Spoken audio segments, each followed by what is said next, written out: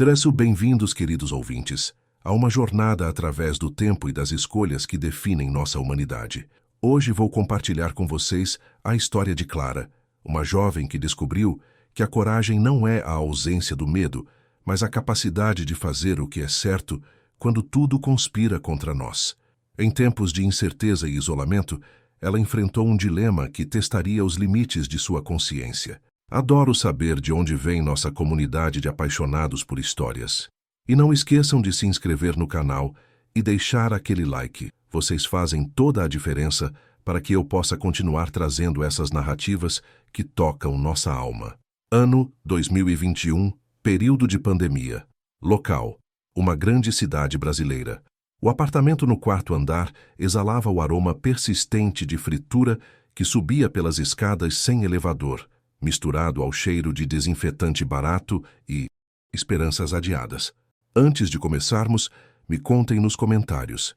De que cidade vocês estão nos assistindo? Clara fechava os olhos e ainda conseguia sentir o perfume dos corredores universitários, onde um dia carregara seu livro de direito constitucional como quem carrega um tesouro. As paredes descascadas do pequeno cômodo guardavam ecos de sonhos interrompidos. Sobre a mesa de fórmica, pilhas de contas médicas se acumulavam como folhas de outono. Cada papel uma pequena dor, cada número uma batalha perdida. O Hospital Santa Casa ligava semanalmente, sua voz sempre educada, sempre urgente. Nos cantos do apartamento, a ausência da mãe pairava como um perfume que se vai lentamente. Clara ainda arrumava 2 pratos à mesa, por força do hábito, antes de se lembrar de que estava sozinha há meses. O Alzheimer havia levado não apenas a memória da mãe, mas também o reconhecimento nos olhos que um dia a viram nascer. As manhãs começavam sempre iguais, o som dos vizinhos através das paredes finas, o cheiro de café que não podia mais comprar da marca boa e a sensação de estar nadando contra uma correnteza invisível. Clara segurava nas mãos o último extrato bancário, os números vermelhos dançando diante de seus olhos como demônios silenciosos. Mas era nos momentos de silêncio, quando a cidade adormecia lá embaixo, que ela abria o livro amarelado de direito constitucional. As páginas sussurravam promessas de tribunais, de causas justas, de uma vida onde sua voz poderia ecoar em defesa dos que não tinham voz. E foi numa dessas noites que o telefone tocou, trazendo uma oportunidade que mudaria tudo para sempre. 3 semanas. Eram há exatas 3 semanas que Clara atravessava diariamente os portões da mansão Silva, onde o silêncio tinha cor de mármore e o ar-condicionado sussurrava promessas de outro mundo. A família a havia contratado através de uma agência, num processo apressado que ela só depois entenderia. Muitas babás haviam desistido, palavras murmuradas sobre dificuldades que ninguém se dava ao trabalho de explicar. A casa branca e moderna se estendia como um sonho arquitetônico em meio a jardins impecáveis. Cada roseira podada com precisão cirúrgica, cada azaleia perfeitamente alinhada, como se a natureza tivesse sido disciplinada a comportar-se. A piscina de bordas infinitas refletia o céu sem uma única folha em sua superfície. Patrícia se movia pelos corredores em vestidos sempre brancos, seus saltos finos ecoando contra o mármore numa cadência que parecia calculada. Aos 28 anos, ela havia transformado sua vida numa vitrine digital, cada gesto medido para as lentes invisíveis que a seguiam através das redes sociais. Seus cabelos loiros caíam em ondas estudadas, e seus sorrisos pareciam ter sido ensaiados diante de 1000 espelhos. Ricardo permanecia como uma presença fantasmagórica, sempre em reuniões virtuais que o transportavam para outros escritórios, outras negociações imobiliárias. Aos 35 anos, ele havia construído um império de concreto e aço, mas parecia viver numa torre de vidro que o separava do próprio lar. E havia Pedro, 10 meses de existência, olhos grandes demais para o rostinho redondo, um silêncio que perturbava Clara. Bebês daquela idade deveriam experimentar o mundo com gritos de curiosidade, mas Pedro observava tudo com uma quietude antinatural, como se tivesse aprendido muito cedo que chorar não trazia alívio. A lista de regras datilografada aguardava Clara na primeira manhã, uma frase sublinhada em tinta azul: discrição é parte do contrato. As palavras pareciam pulsar no papel como um aviso silencioso, mas Clara, Ainda não sabia que alguns silêncios escondem gritos que apenas corações sensíveis conseguem ouvir. As descobertas chegam devagar, como água que infiltra pelas frestas mais finas. Clara percebeu primeiro nos gestos, a rigidez quase imperceptível quando Patrícia tocava Pedro, como se ele fosse feito de porcelana que poderia quebrar, ou pior, contaminar. Havia algo nos olhos da jovem mãe quando olhava para o filho. Não o brilho terno que Clara esperava encontrar, mas algo frio, distante, como quem observa um objeto que perdeu o interesse. As tardes se arrastavam longas na mansão. Enquanto Patrícia se posicionava estrategicamente próxima às janelas com luz natural, criando conteúdo para suas redes sociais, Clara cuidava de Pedro com a delicadeza de quem toca uma flor rara. O bebê respondia a seus cuidados com um olhar profundo demais para sua idade, como se guardasse segredos que sua boca ainda não sabia falar. Foi numa tarde de chuva fina, quando as gotas desenhavam lágrimas nas janelas de vidro, que Clara ouviu. Um choro abafado vindo do quarto de Pedro, seguido de um silêncio súbito que gelou seu sangue. Seus passos se moveram antes que sua mente processasse o medo, subindo as escadas de mármore como uma sombra silenciosa. A porta entreaberta revelou uma cena que se gravou em sua retina como ferro em brasa. Patrícia segurava o braço de Pedro com uma força que deixava marcas vermelhas na pele fina do bebê. Seus dedos se imprimiam como carimbos de dor, enquanto ela sussurrava palavras que Clara não conseguiu discernir, mas cujo tom gelado atravessou sua alma. O encontro dos olhares foi como o choque de dois mundos.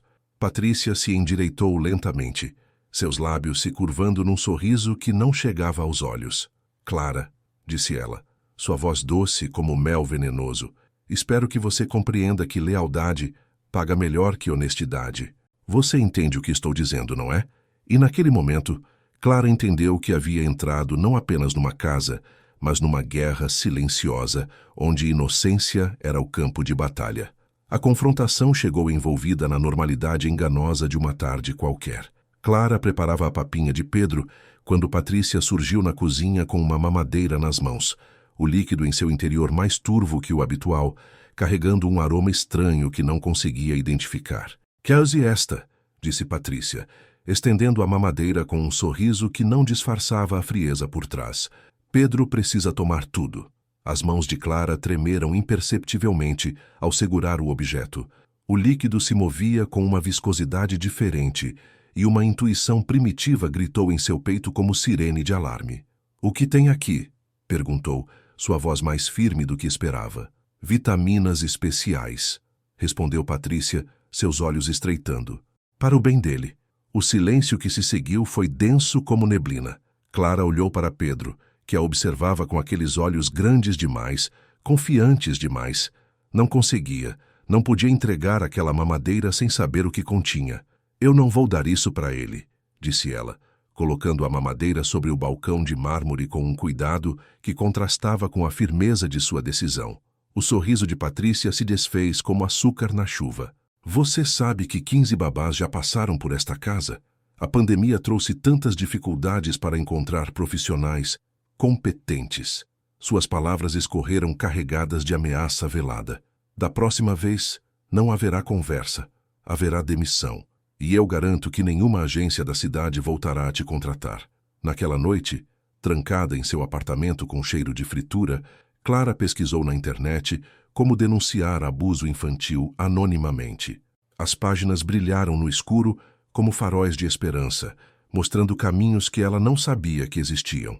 Mas o destino preparava para ela uma escolha que testaria os limites de seu coração. O telefone tocou às 3 da manhã, com a insistência de maus presságios.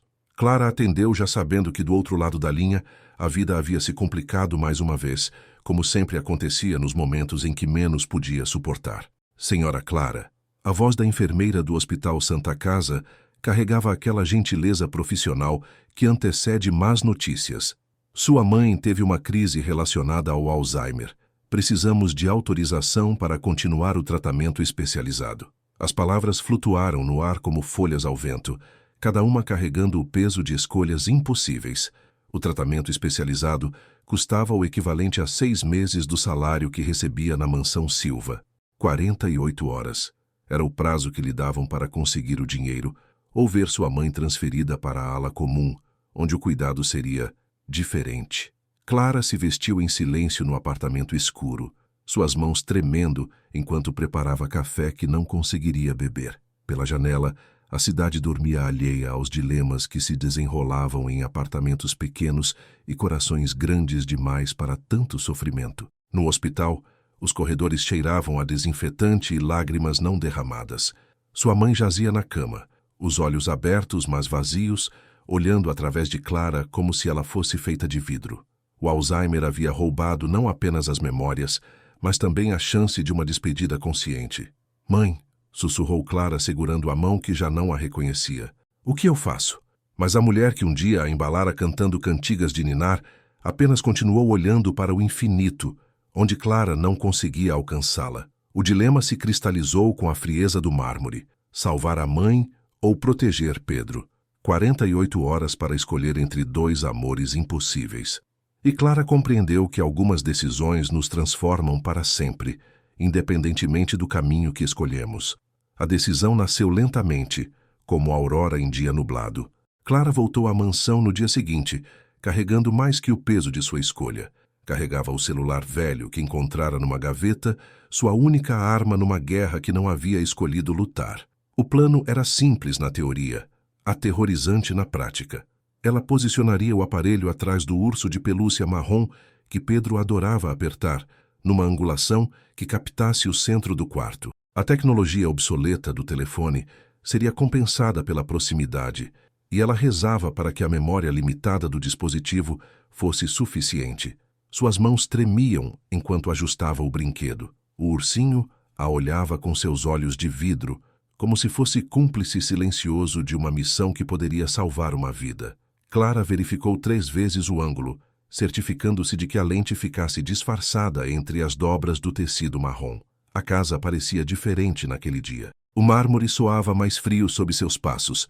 O ar-condicionado sussurrava alertas que só ela conseguia ouvir. Patrícia se movia pelos corredores com sua elegância habitual, mas Clara agora percebia a tensão por trás dos gestos estudados, a frieza que se escondia atrás dos sorrisos de vitrine. Pedro dormia tranquilo em seu berço, alheio ao fato de que sua segurança dependia de uma jovem de 23 anos que havia abandonado os estudos para lutar batalhas que não eram suas. Mas talvez fossem. Talvez todas as batalhas pela justiça fossem nossas, pensou Clara, lembrando-se das páginas amareladas de seu livro de direito constitucional. A espera foi uma tortura doce e amarga. Clara se posicionou no corredor, fingindo organizar o armário de brinquedos, mas mantendo a porta entreaberta. Cada som da casa se amplificava em seus ouvidos. O tic-tac do relógio de parede, o murmúrio distante da televisão, os passos de Patrícia se aproximando. E quando a jovem mãe finalmente entrou no quarto, Clara soube que o momento da verdade havia chegado. 10 da noite. A mansão mergulhava no silêncio habitual, mas Clara permanecia alerta como sentinela invisível. Havia algo no ar daquela noite. Uma tensão que fazia as sombras parecerem mais densas, os sons mais agudos. Patrícia havia dispensado Ricardo mais cedo, alegando cansaço, e isso acionara todos os alarmes no coração de Clara. O som dos saltos no mármore ecoou pelo corredor como uma contagem regressiva. Clara se posicionou estrategicamente, fingindo dobrar roupas de bebê, enquanto observava através da fresta da porta. Seu coração batia tão forte que temia que Patrícia pudesse ouvi-lo através das paredes. A cena que se desenrolou diante de seus olhos gravou-se em sua memória como ferro em brasa. Patrícia segurava um pequeno frasco de vidro escuro. Dele, extraindo gotas transparentes com um conta-gotas de metal. Pedro estava desperto, seus olhos grandes fixos no rosto da mãe, com uma confiança que partiu o coração de Clara. Isso vai te fazer dormir por muito tempo, sussurrou Patrícia, sua voz carregada de uma frieza que gelou o sangue de Clara. E mamãe finalmente terá paz. O conta-gotas se aproximou dos lábios de Pedro como uma ameaça silenciosa. Clara não pensou, apenas agiu. Suas pernas se moveram antes que seu cérebro processasse o perigo, e ela irrompeu no quarto como uma tempestade silenciosa. Pare! Sua voz ecoou pela mansão, quebrando anos de silêncio imposto. Patrícia se voltou, o frasco caindo e se estilhaçando contra o mármore como cristais de uma verdade que finalmente vinha à luz. Seus olhos se estreitaram numa fúria fria, calculada. 80 mil reais, disse ela, sua voz recuperando rapidamente a compostura. É quanto vale seu silêncio. Pegue o dinheiro, salve sua mãe e esqueça o que viu aqui. O silêncio que se seguiu foi denso como chumbo derretido. Clara olhou para Pedro, que a fitava com uma confiança absoluta, depois para os cacos do frasco no chão, depois para os 80 mil reais que poderiam salvar sua mãe. E descobriu que algumas escolhas definem não apenas nosso futuro, mas nossa alma. Clara desceu as escadas de mármore carregando mais que o celular nas mãos. Carregava o peso de uma escolha que a definiria para sempre. Seus passos ecoaram pela mansão silenciosa, como batidas de tambor anunciando uma verdade que não podia mais ser contida. O home office de Ricardo ficava no térreo, adaptado durante a pandemia com equipamentos que o conectavam a um mundo de negócios e o desconectavam de sua própria casa. Ela encontrou a porta entreaberta, a luz azul das telas múltiplas, criando um ambiente fantasmagórico, onde números e gráficos dançavam como espíritos digitais. Ricardo, sua voz cortou o silêncio como lâmina afiada. Preciso falar com você.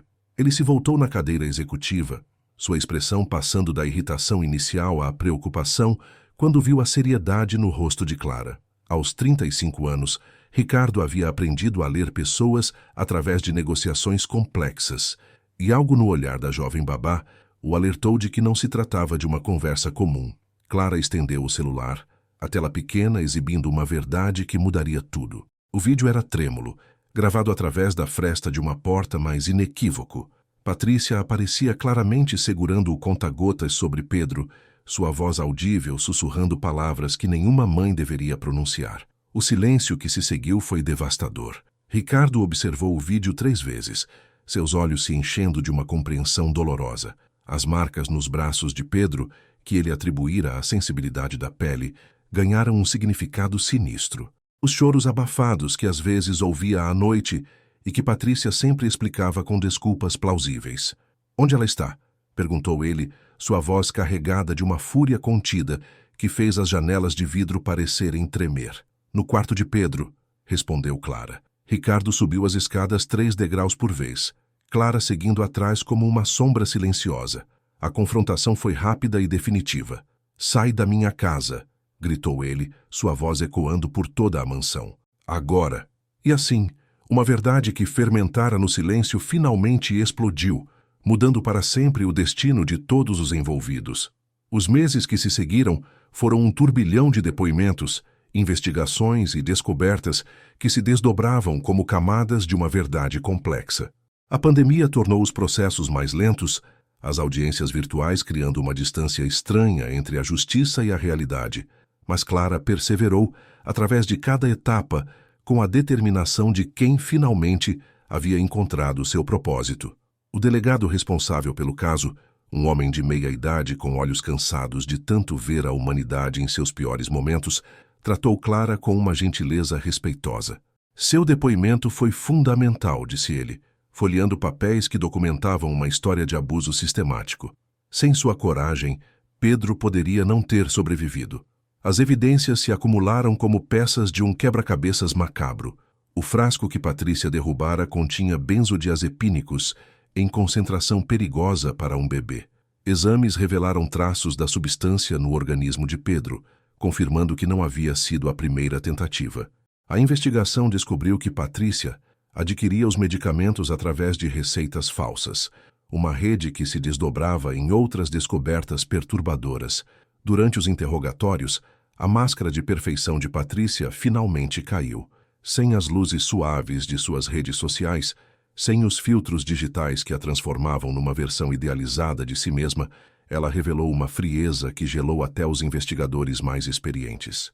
Sua justificativa foi simples e assustadora.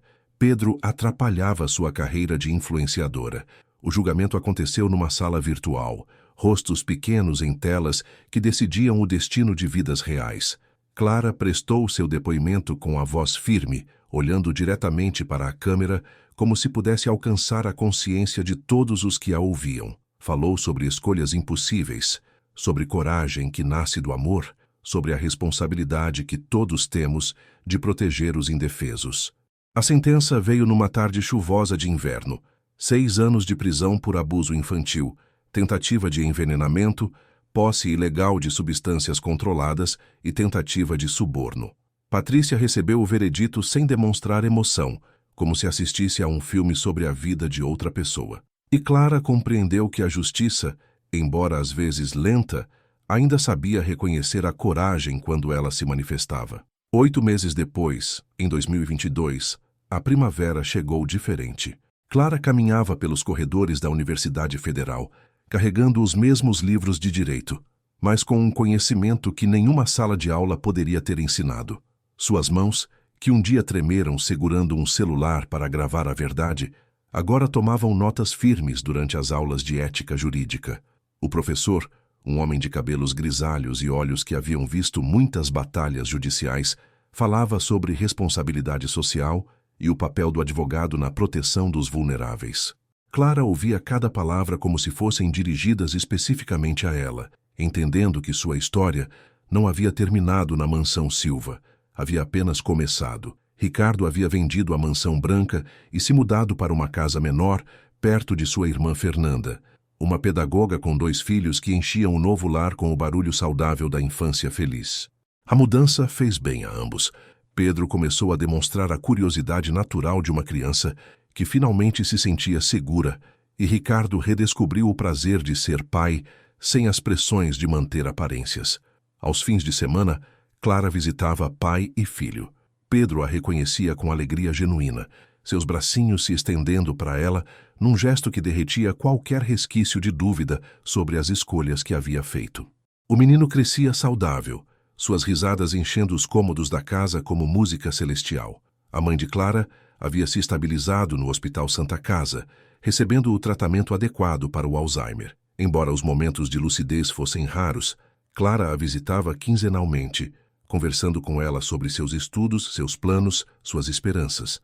Mesmo sem compreender completamente, sua mãe às vezes sorria, e Clara escolhia acreditar que, em algum lugar profundo da mente adoecida, o orgulho maternal ainda pulsava. O dinheiro para o tratamento vinha de uma fonte inesperada. Ricardo não apenas continuava pagando a faculdade de Clara, mas também providenciara uma bonificação pelos meses de trabalho que superava qualquer expectativa razoável. E Clara percebeu que, às vezes, quando fazemos a escolha certa pelas razões certas, o universo conspira para que tudo se alinhe como deveria estar. A carta chegou numa manhã de sábado, entregue pessoalmente por Ricardo durante uma de suas visitas regulares. O papel era caro, com textura que Clara podia sentir sob os dedos, mas foram as palavras que realmente a tocaram. Clara, que me ensinou que coragem não é ausência de medo, é fazer a coisa certa mesmo quando tudo está contra você. Obrigado por salvar meu filho. Obrigado por me salvar também. Sentada na varanda da casa menor, observando Pedro brincar no jardim que Fernanda cultivava com carinho maternal, Clara dobrou a carta cuidadosamente. As palavras de Ricardo ecoavam algo que ela vinha aprendendo lentamente. Que coragem não era uma qualidade que se possui ou não se possui, mas uma escolha que se faz a cada momento crucial da vida. Fernanda se aproximou com 2 xícaras de café, seu sorriso carregando a sabedoria de quem havia dedicado a vida a compreender o desenvolvimento infantil.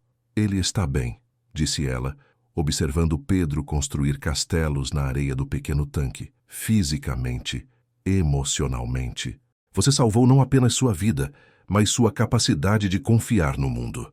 As 2 mulheres observaram em silêncio enquanto Pedro interagia com os primos, sua risada clara cortando o ar como sinos de igreja. Era difícil imaginar que aquela criança vibrante era a mesma que Clara encontrara meses atrás, silenciosa demais, assustada demais. E você? Perguntou Fernanda. Como está lidando com tudo isso? Clara pensou por um momento, saboreando o café e o peso da pergunta. Estou aprendendo, respondeu finalmente. Aprendendo que fazer a coisa certa nem sempre traz a recompensa imediata, mas sempre traz paz de espírito. Aprendendo que coragem é ter medo e, ainda assim, escolher o que é certo. O sol da tarde dourava o jardim, criando sombras suaves que dançavam com a brisa. Pedro correu até Clara, seus braços pequenos se estendendo numa confiança absoluta que ainda a emocionava. Ela o ergueu, sentindo o peso sólido de uma vida que havia ajudado a salvar. E compreendeu que algumas histórias não terminam com finais felizes. Elas simplesmente se transformam em novos começos. O último semestre de Direito chegou como uma estação há muito esperada. Clara caminhava pelos mesmos corredores onde anos atrás havia abandonado seus sonhos, mas agora seus passos ecoavam com a firmeza de quem havia aprendido que o caminho da justiça nem sempre é linear, mas sempre vale a pena ser trilhado. Sua monografia de conclusão do curso tratava da proteção de menores em situação de vulnerabilidade, um tema que nascera não de pesquisa acadêmica, mas de experiência vivida. O orientador, impressionado com a profundidade emocional e técnica do trabalho, a encorajou a considerar uma especialização em direito da criança e do adolescente. Durante as pausas entre aulas, Clara recebia mensagens de Ricardo com fotos de Pedro. O menino agora caminhava sozinho, suas primeiras palavras incluindo caca, sua tentativa adorável de pronunciar o nome dela. Cada marco de desenvolvimento era uma pequena vitória compartilhada, uma confirmação de que as escolhas difíceis haviam valido a pena. O Hospital Santa Casa também trazia notícias. Sua mãe havia se estabilizado e, embora o Alzheimer continuasse seu curso inexorável, os momentos de confusão diminuíram com o tratamento adequado. Clara havia criado uma rotina de visitas que incluía leitura em voz alta. Ironicamente, lia trechos de seus estudos jurídicos e sua mãe parecia encontrar paz no ritmo familiar de sua voz. Uma tarde, enquanto organizava os materiais para um trabalho sobre ética profissional, Clara encontrou uma notícia no jornal local.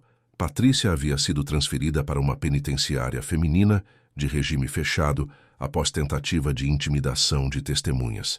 A notícia a deixou pensativa, não com satisfação, mas com uma tristeza profunda por como as escolhas podem levar uma pessoa a um abismo tão profundo. Naquela noite, Clara escreveu em seu diário, um hábito que desenvolvera durante os meses de tensão.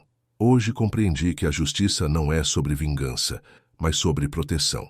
Não salvei Pedro para punir Patrícia, mas para dar a ele a chance de crescer seguro. E talvez essa diferença seja o que define um verdadeiro advogado. E percebeu que sua jornada estava apenas começando, que havia encontrado não apenas uma carreira, mas uma vocação. A formatura chegou numa tarde dourada de dezembro, quando o verão sussurrava promessas através das janelas abertas do auditório universitário. Clara ajustou o capelo sobre os cabelos que agora chegavam aos ombros, crescidos durante os anos de estudos e descobertas.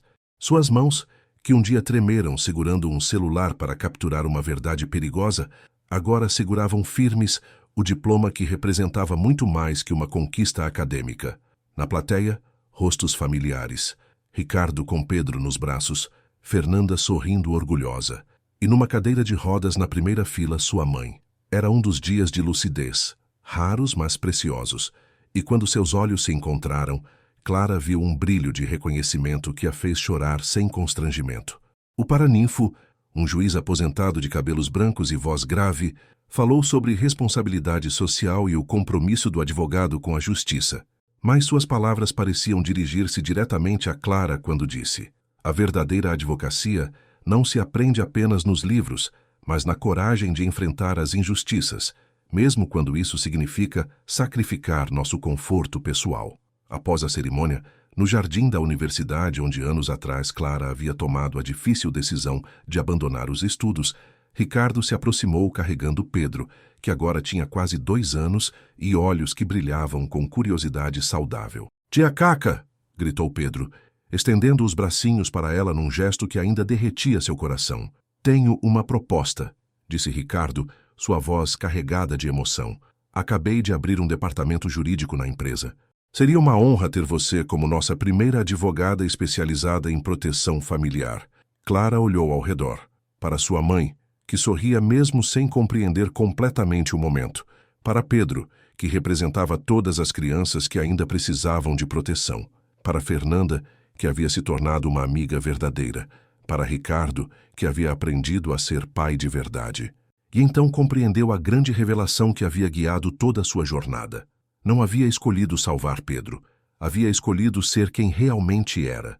Todas as decisões difíceis, todos os momentos de medo e incerteza, haviam sido degraus numa escada que a levara não apenas a uma carreira, mas a si mesma.